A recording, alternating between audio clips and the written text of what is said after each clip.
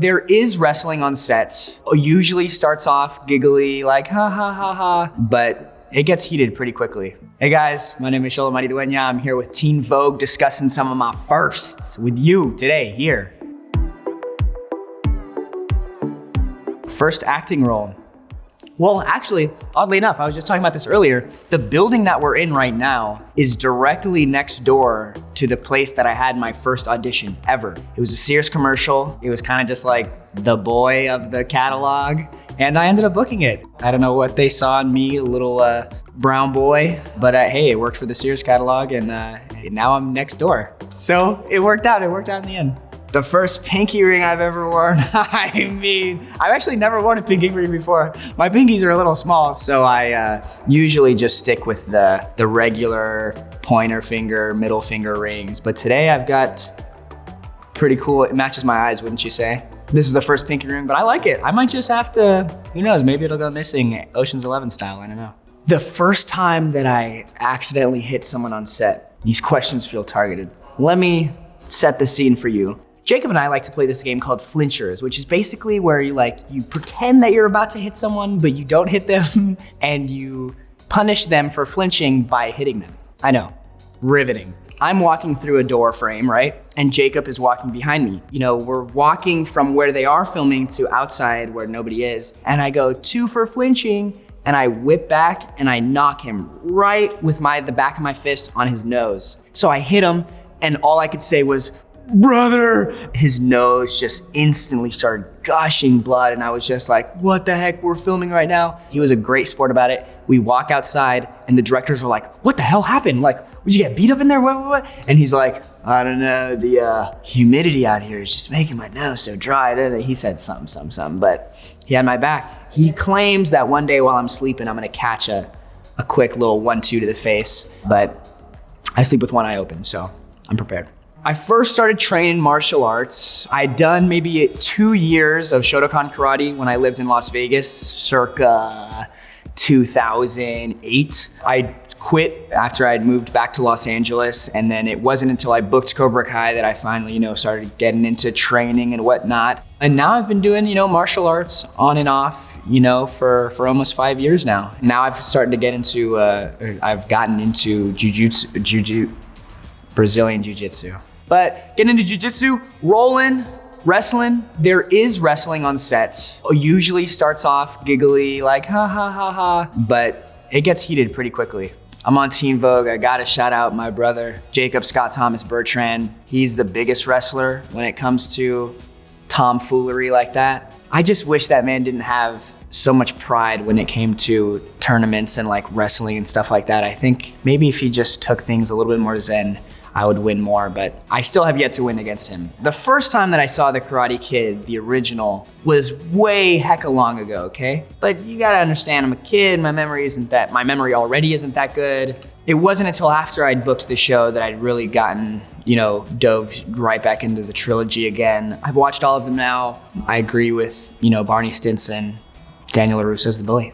My first car, I got it in Atlanta filming the first season of Cobra Kai. It was a Scion XC, I wanna say. XC or XB. It's the one that looks like the Kia Soul, it's a box. And I was a terrible driver, and it doesn't help that everyone in Atlanta is terrible drivers as well. I was whipping around. I remember one time though, I took this girl out on a date in Atlanta. Or not a girl, she was my girlfriend. I don't wanna say, I took some girl out on a date. I took my girlfriend at the time, and my car broke down in the middle of the road, and her father had to come basically help jumpstart my car. Since he already came to help, he just takes my girlfriend at the time home, and my car broke down again on the way back home. But that Scion, the blueberry, helped me get everywhere. It's a savage car.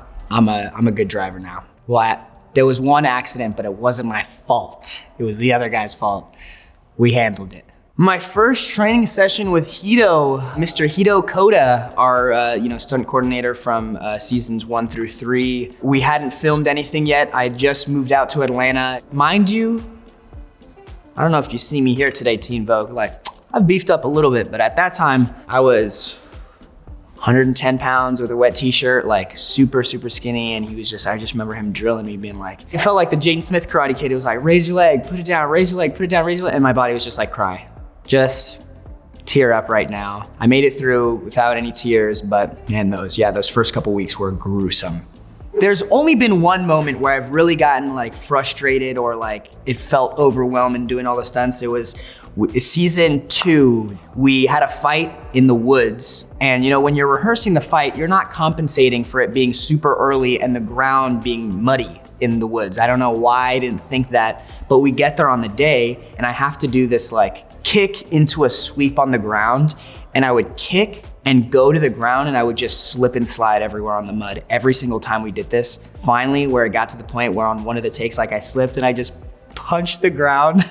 I'm so embarrassed saying this because I feel like a little boy like having a tantrum, but I punched the ground and I was like, dang it, I can't do it. And Hito came up to me and he was like, look, Xolo, like, I know you feel like you can't do it, but we can't leave until you do it. So you have to. There's like not really any option. And in a weird way, he, kind of instilled the confidence that I needed. They still went with the stunt doubles too. I still didn't do it that well. Dante Ha was my stunt double that day. They went with his rendition of the move. But I thought I added some spice there. My first tattoo is this character, Fushiguro from Jujutsu Kaisen. It's an anime that I really like, and it's his outfit on Snoopy from Peanuts. I know it sounds weird, and it is weird, but I got like matching tattoos with my boys. They all got different characters from Charlie Brown, dressed as the characters from one of our favorite animes. So it was just kind of like, we should do this. Yeah, we should do this. And then by the time anyone said, no, maybe we'd already gotten them. So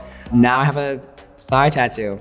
My first red carpet that I remember at least was this thing called the Alma Awards, which is this like Latino award show. And I remember I must have been like 10 or 11 and I wore this like black suit. And I remember I thought it was cool to wear black Ray-Bans, which I've never done again. I'm wearing super black sunglasses like that. Your eyes are so expressive that when you're not doing it, you're just way too cool guy. Like, just imagine just